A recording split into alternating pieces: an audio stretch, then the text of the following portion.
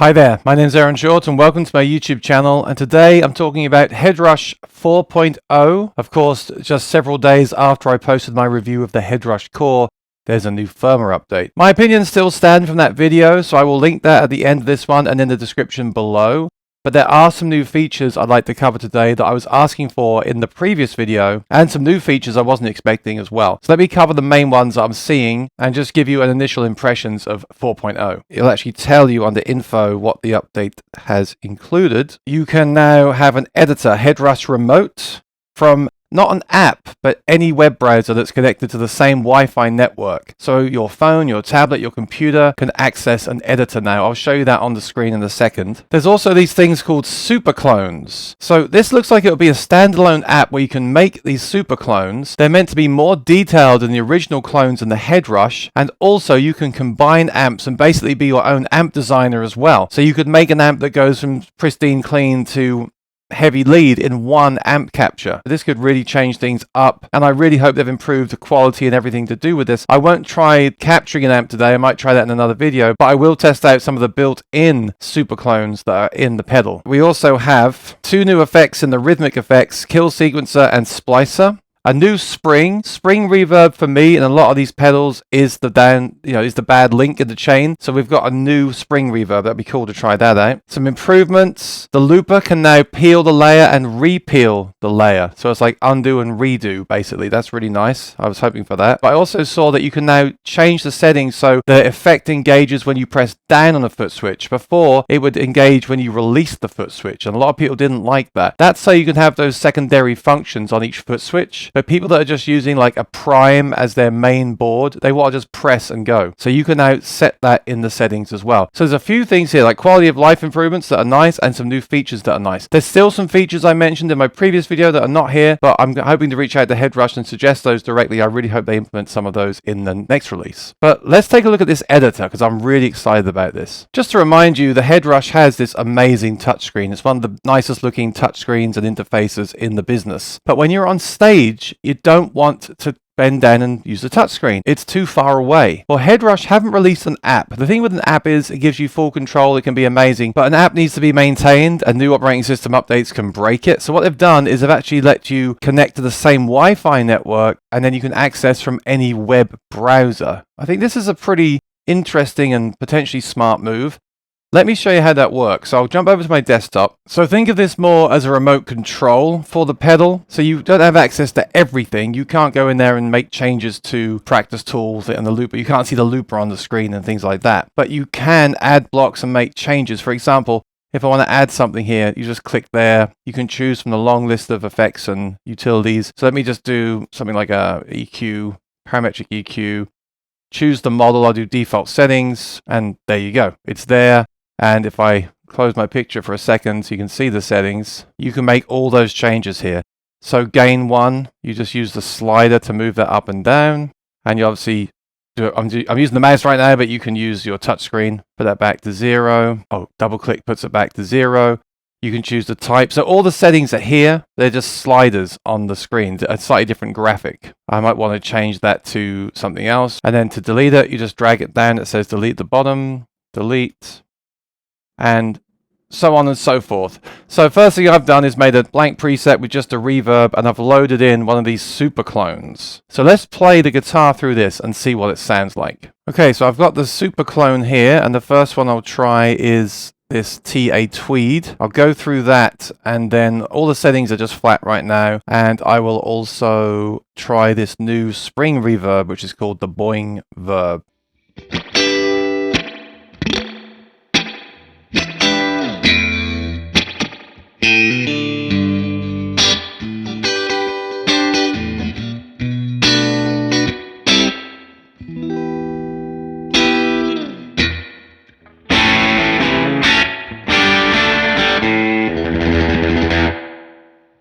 I have to say, first impressions are excellent. That's a really good spring reverb. You know, I said earlier, a lot of these bottlers don't do it well. I'm sorry, they don't. For me, the Fender Tone Master Pro does a great spring reverb. The one in the Quad Cortex, as much as I love it, I love the quad cortex, but that's really lacking. This sounds great. This capture and this reverb, you're good to go. A lot of people could go out and gig with this right now. I didn't change anything. But having said that, I don't want that for all kinds of amps. So I will now change that one out to something else. So I'll go to reverb again. And I quite like the 11 reverb. And I'll just do like a medium plate.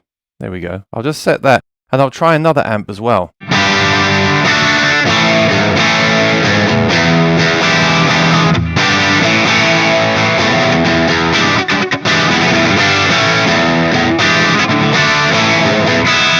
Presume Freeman DS is Dirty Shirley. You know what? With that clean, or with the clean and that, for the first, these two sounds and then a lead sound, I'd be good to go. Very impressive. Let's try this lead sound here for the metal fans.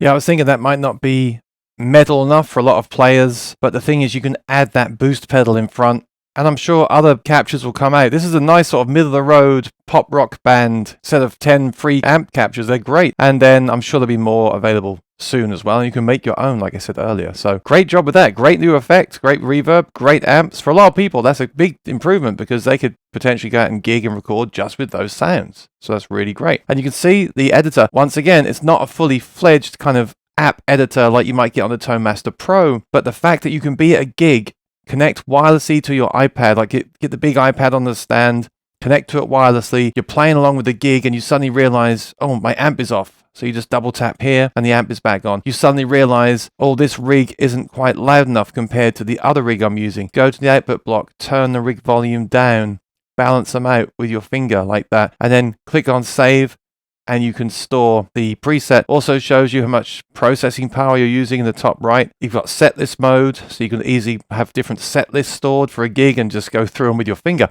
That's another thing. You haven't got to use the foot switches so much because you could potentially change presets on the screen of the iPad, or have something like where you load up the lyrics and it loads up the preset and then you can edit it on here. It's just something that was needed. This is something that should be in every pedal going forward. A way to wirelessly connect to the pedal to make even just basic changes. It's really, really, really important in my opinion. So like I said, there's a lot more improvements in here, and some might be more important to you than they are to me. I want to focus on my favorite three today. The editor is huge news as a performing musician to make those changes remotely from the iPad or the phone or anything. And it's wireless, so you can walk around the room and make changes. Really great. Thank you so much, Headrush. Second of all, these super clones sound excellent and open up a whole new world of possibilities because they're not just captures. You can make your own amp and pedals. And that's really exciting. I like that when companies make new things from technology. So don't let me just capture my amp. Let me create new amps with that technology as well. That's super exciting. And then pretty important to me, I really like the fact that in the looper now, you can see there it says peel and unpeel.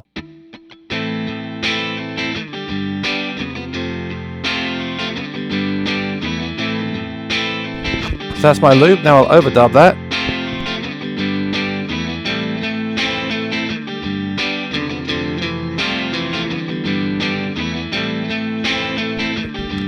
Now if I tap on peel, it will peel that away or undo it. And if I hold the switch down, it will unpeel, so it will put it back on there again. Like redo. There we go. So undo and redo.